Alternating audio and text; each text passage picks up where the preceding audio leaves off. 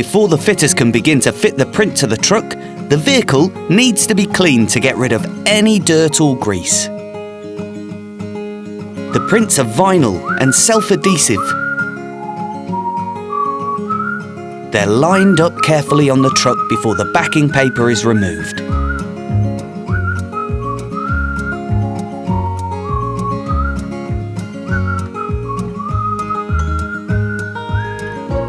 A squeegee is then used to apply the print to the truck.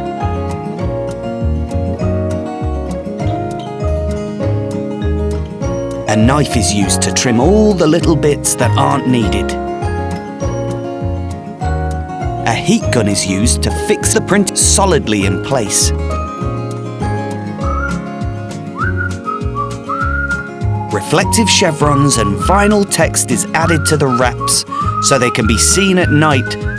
Cool! The famous Stobart fleet number and special girl's name, always a girl's, is added to the truck.